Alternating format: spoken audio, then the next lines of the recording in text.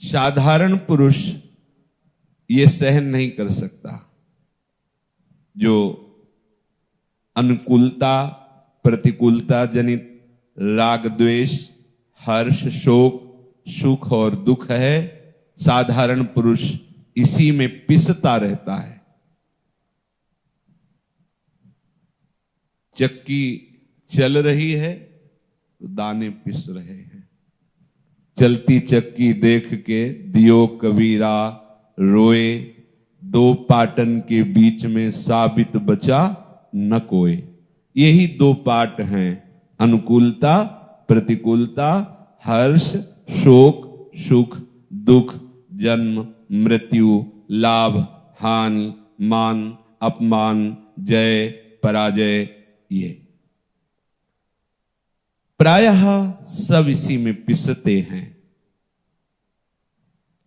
चलती चक्की देख के दियो कमाल ठठाए, और रहे सहारे कील के तो बाल न बाका जाए। उसी चक्की में जो दाना कील के समीप पहुंच गया, चाहे जितना चक्की चले उस दाना का कुछ नहीं होने वाला। तो मामेव ये प्रपद्यन्ते माया मेताम तरन्ति ते। भगवान की जो शरण में हो गया वो साधारण पुरुष नहीं है, वो पुरुषर्षभ है, वो पुरुषों में श्रेष्ठ है, वो महान है, जो सर्वतो भावेन प्रभु की शरण में हो जाता है। प्रभु की शरण में होना बहुत कठिन है, यद्यपि इससे ज्यादा सरल कुछ है ही नहीं, क्योंकि हमारे प्रीतम है। पर कठिनता यही है कि हमने बहुतों को अपना मान रखा है, बहुतों को अपना जीवन मान रखा है, प्रीतम मान रखा है। इसलिए परम प्रीतम प्रभु की शरण में होने में यही बाधा है, जो अन्य भाव अन्य संबंध अन्य विषय अन्य विचार अन्य भाव हैं। हे पुरुषर्षभ, अर्थात पुरुषों में श्रेष्ठ वही है जो भगवान की शरण होकर इस भव समुद्र से निकलना चाहता है, वही सह सकता है। भगवान का जो आश्रित है वो बड़े से बड़े कष्ट को सह सकता है, बड़े से बड़ी अनुकूलता में उसे हर्ष रूपी विकार नहीं होगा, और बड़ी से बड़ी प्रतिकूलता में उसे शोक रूपी विकार नहीं होगा। क्यों? क्योंकि वो प्रभु का विधान मानता है। अनुकूलता प्रतिकूलता में वो नहीं टिकता, वो अनुकूलता प्रतिकूलता के कारण पर पहुंचता है, और सबका परम कारण प्रभु है। वो जब देखता है कि मेरे प्रभु के द्वारा ये अनुकूल या प्रतिकूल विधान किया गया है, और प्रभु के द्वारा किया हुआ विधान परम मंगलमय परम आनंद प्रदान करने वाला होता है, वर्तमान में भले आपको कड़ुआ लगे, परिणाम उसका बड़ा अमृतमय होगा। इसलिए वो भक्त हर परिस्थिति को भगवतमय समझ करके सह जाता है। तभी जोई जोई प्यारो करे सोई मोहि भावे, ये स्थिति तभी आती है। सुख दुख में सम रहने वाले जिस बुद्धिमान मनुष्य को ये मात्रा स्पर्श व्यक्ति वस्तु स्थान घटना परिस्थिति विचलित नहीं करते, सुख दुख नहीं दे पाते, वो परम पद पर आरूढ़ होने के योग्य हो गया है। वो अमृतत्वाय, वो अमृत पद का अधिकारी हो गया है। बहुत ध्यान देने योग्य बात है। इसी अमृत पद के लिए हर संप्रदाय हर साधना पद्धतियों का वर्णन आचार्य महापुरुषों ने किया है। संप्रदायों की स्थापना और सिद्धांतों का वर्णन करके उस अमृत पद में स्थित होना, उस रस में डूबना, चाहे वो शांत भाव हो, चाहे वो दास्य भाव हो, या सख्य भाव हो, वात्सल्य भाव हो, या गोपी भाव हो, या सहचरी भाव हो, ये सब अमृत पद हैं। सम दुख सुखा धीरम, धीर मनुष्य सुख दुख में समान भाव रखता है। हमें धैर्य धारण ही करना पड़ेगा। जैसे हमें बहुत जोर का कोई रोग हो गया है और हमें दवा मिल रही है जो बहुत कष्ट दे रही है, कड़वी है, पर यह है कि इससे पा लेने से रोग नष्ट हो जाएगा, तो हमें कड़वी लगती है।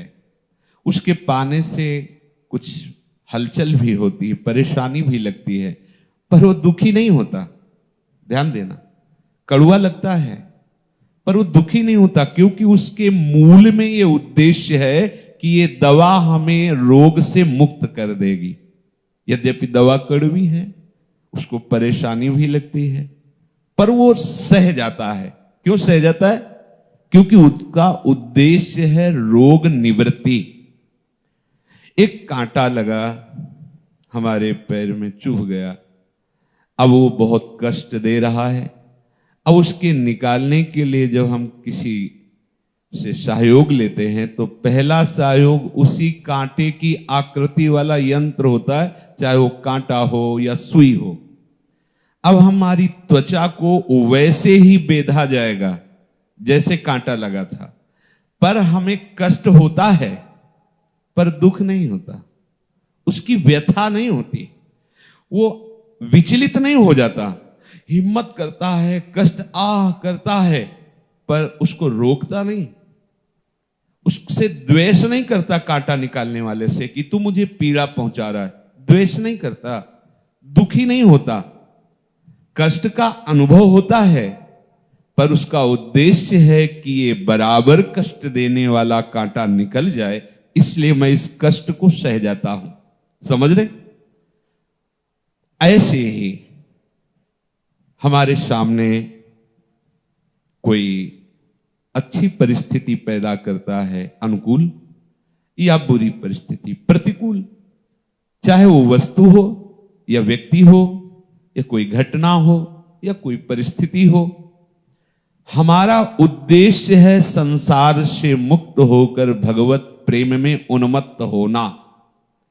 अब हमारे अंदर जो राग द्वेष के कांटे लगे हैं, ये बराबर हमें पीड़ा ही देते चले आ रहे हैं। देख लीजिए, अज्ञानी है, प्रमाद में है, इसलिए उसको दिखाई नहीं दे रहा है। जैसे एक मदिरा का पान किए हुए पुरुष नाली में पड़ा है, वहीं लघु शंका कर रहा है, पर वो अपने को आनंदित समझता है।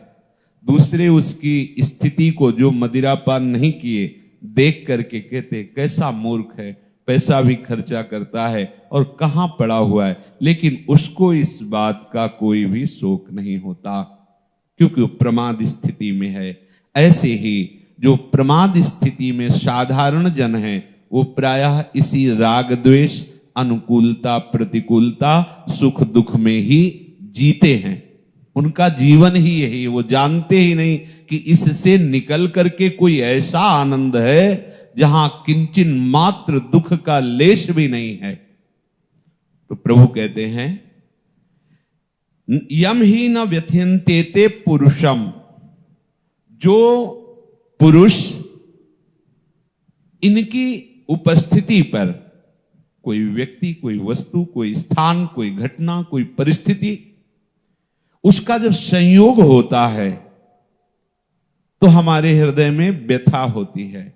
हर्ष जनित व्यथा या शोक जनित, ये दो ही होती है, चाहे वो वस्तु हो, व्यक्ति हो, स्थान हो, घटना हो, परिस्थिति हो।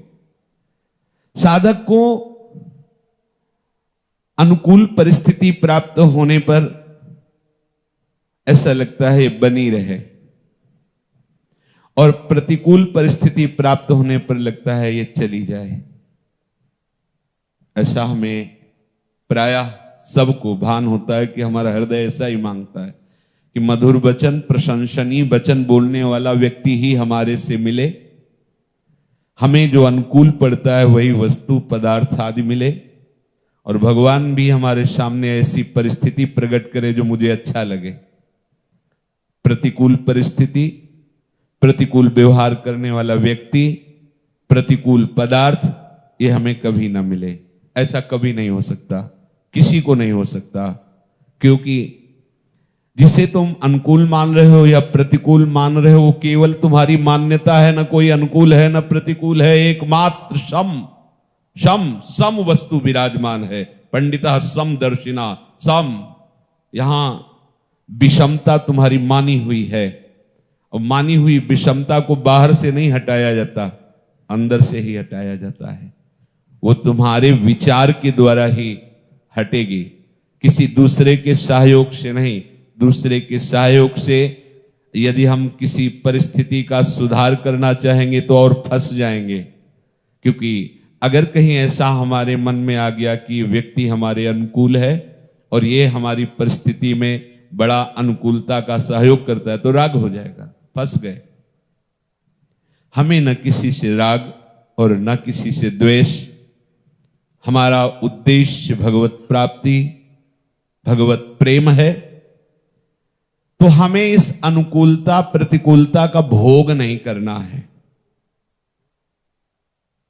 अनुकूल परिस्थिति प्रतिकूल परिस्थिति आई है, चली जाएगी।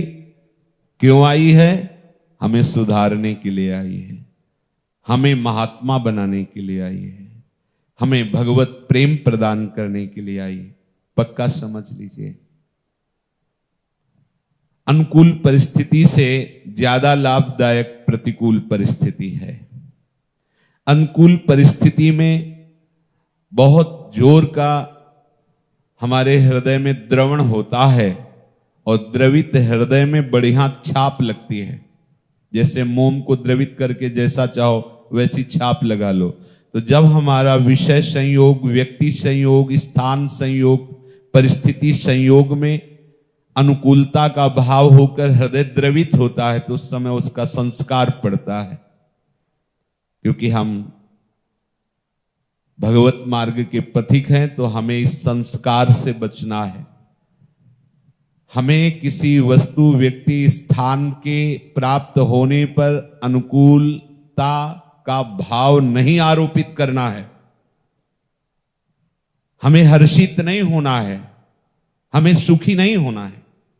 क्योंकि वस्तु, व्यक्ति, स्थान के द्वारा जो आपको सुख लग रहा है वो आपका माना हुआ है नहीं। सुख तो प्रभु के नाम में, प्रभु के रूप में, प्रभु की लीला में, प्रभु के धाम में, प्रभु की सेवा में, प्रभु के जनों के संग में, इसमें जो सुख होगा तो इसमें भी राग होगा, पर यह राग अनुराग होगा। जैसे भगवान कपिल देव जी महाराज माता देवहूति जी को कहते हैं कि हे मां, संसार में जो आसक्ति की जाती है वही बंधन का कारण होता है, और जो संत महापुरुषों से आसक्ति की जाती है वो मोक्ष का खुला हुआ द्वार है। तो लौकिक जितनी भी अनुकूलता आपने मानी है वो केवल आपकी मानी हुई है, क्योंकि भगवान के वचन कभी झूठे नहीं हो सकते। भगवान सत्य संकल्प हैं, सच्चिदानंद रूपाय हैं। उन्होंने कहा दुखालयम। भगवान ने इस सृष्टि की रचना की और मृत्यु लोक को कहा दुखालयम, और आप उसमें अनुकूलता पा गए, उसमें हर्षित हो रहे, उसमें सुख ढूंढ लिया। तो ये आपकी मानी हुई कल्पना है, क्योंकि जिसने बनाया है उसने कह दिया दुखालयम। तो सत्य संकल्प भगवान के वचन झूठे नहीं हो सकते। आपकी मानी हुई अनुकूलता, माना हुआ सुख वो दुख ही है जिसे तुम समझ नहीं पा रहे हो। तो प्रतिकूलता हमें सहयोग देती है, क्योंकि किसी भी प्रतिकूल परिस्थिति में हमारा राग नहीं होता। आपने सावधानी पूर्वक अनुकूलता में राग होने नहीं दिया, तो प्रतिकूलता में आप सावधान रहो या न रहो, राग हो ही नहीं सकता। प्रतिकूल व्यक्ति में, प्रतिकूल वस्तु में, प्रतिकूल पदार्थ में राग होता ही नहीं है। द्वेष इसलिए होने की संभावना नहीं क्योंकि आपने अनुकूलता में राग किया नहीं। प्रतिकूल परिस्थिति जब आती है तो भक्त एकदम प्रभु में एकाग्र हो जाता है, क्योंकि उसका दूसरा कोई आश्रय नहीं। जहां प्रतिकूल परिस्थिति आती है, जैसे छोटा सा बालक घुटनों के बल चलते हुए घर के बाहर खेलने के उद्देश्य से आता है, और जब उसको कोई भी भय प्रदान करने वाला सामने दृश्य, वस्तु, स्थान, व्यक्ति आदि उसके बोध में आता है कि इससे भय होगा, तो भाग के मां की गोद में चढ़ने के लिए घर की तरफ भागता है। ऐसे ही खेलने के लिए हम इस संसार में आए, अब हमें बहुत से भय व्याप रहे हैं, हमको अपनी वात्सल्य समुद्र मां की तरफ भागना है। हमारे प्रभु त्वमेव माता च पिता त्वमेव, त्वमेव बंधुश्च सखा त्वमेव, त्वमेव विद्या द्रविणं त्वमेव, त्वमेव सर्वम मम देव देव, मेरे वो सब कुछ है। सगे सने संबंधी, संपत्ति, सुख, महान लाभ, ये सब मेरे प्रभु है। तो जो अनुकूल या प्रतिकूल परिस्थिति का भोग करता है उसमें संस्कार बन जाते हैं। परिस्थिति तो कुछ समय में चली गई, व्यक्ति चला गया, वस्तु चली गई, घटना चली गई, क्योंकि ये स्थायी नहीं, पर वो जो संस्कार पड़ गए वो स्थायी हो जाते हैं। ये बड़ी सूक्ष्म बात है। हमारा जो भजन बाधित हो रहा है वो इन संस्कारों से बाधित हो रहा है। तो चलो अब नए संस्कार हमें नहीं बनने देना है। सुख दुख के, अनुकूलता प्रतिकूलता के नए संस्कार नहीं बनने देना। देखो हमारी कैसी छोटी धरा है। हम जहां बैठते हैं वहां दूसरा व्यक्ति बैठ गया कि सत्संग में, तो हमारी भौं चढ़ जाती है। देखो हमारी स्थिति कहां है। ये हम पुरुषों में श्रेष्ठ मार्ग के पद पर चलने वाले उपासक कहां हैं। किसी ने हम जरा सा धक्का लग गया है जान के या अनजान में, तो हम उस पर क्रोधित होते हैं। ये हमारी जगह, हम यहां रोज बैठते थे, अनुकूलता हमें मिलती है इसलिए वहां राग हो गया, और हम जो उस अनुकूलता को बाधा पहुंचाए द्वेष हो गया। छोटी छोटी क्रियाओं में हम राग द्वेष कर रहे हैं, फिर बड़ी बात को हम कैसे समझेंगे। इसलिए बहुत सावधान। आप भगवत मार्ग के उपासक हैं, आप छोटे छोटे शब्दों में, क्रियाओं में, पदार्थों में झट से राग कर लेते हैं। आपको रसेंद्री के अनुकूल वस्तु मिली, आज ये बहुत चटपटा, बहुत मीठा, बहुत अनुकूल, तो आपको बड़ाई करके उसकी नहीं पाना है। आहा जी, ऐसा नहीं बोलना है, ठीक है। प्रभु का प्रसाद है, वस्तु का राग पूर्वक भोग करना, सुखद लगना, ये आपके लिए नया संस्कार बन रहा है। यम ही न व्यथ्यन्ते थे, हमारे अंदर वेग आते हैं, जैसे रसेंद्री का वेग। आज अमुक पदार्थ पाते हैं, आज ये मिलता तो यार अच्छा होता, आज चलो ये, अब ये वेग आया। जो ज्ञान मार्ग के पथिक होते हैं वो विवेक के द्वारा इस वेग का शमन कर लेते हैं कि ये रसेंद्री की मांग नहीं देंगे, और उल्टा भी इसके चल देते हैं। वो मांग रहा है कि ऐसा ऐसा, तो बिल्कुल उसके उल्टा, आज व्रत रहेंगे कुछ नहीं पाएंगे। जो ज्ञानी जन है, भक्तजन इसे बहुत ही सरस कर देते हैं। क्या? अच्छा ये पदार्थ पाना है, तो जो विरक्त है वो अपने उस वेग का समन करते हैं ऐसे कि देखो अगर भगवान की इच्छा होगी तो प्रसाद रूप में मिल जाएगा। अगर आपके पास सुविधा है और आप वो भोग बना सकते हैं जो आपकी रसेंद्री के वेग में आया है, तो आप उस भोग को बनाकर श्री जी को पवाइए। श्री जी को पवा करके अगर कोई और पाने वाला नहीं है तो थोड़ा सा पाइए, और शेष जो है गाय को, यहाँ के परम पावन पशु पक्षियों को दे दिया। बिल्कुल रसेंद्री का वेग समन हो जाएगा, बिल्कुल शांत हो जाएगा। और ये आता है वेग। एक बार हमने सत्संग में बताया था कि नित्य परिक्रमा करके और गुरुदेव भगवान की सेवा के बाद फिर निधिवन सेवा कुंज से ठाकुर जी के दर्शन करते हुए तो 9:30-10 के लगभग बांके पेड़े वाले के सामने से निकलना होता, बीच से।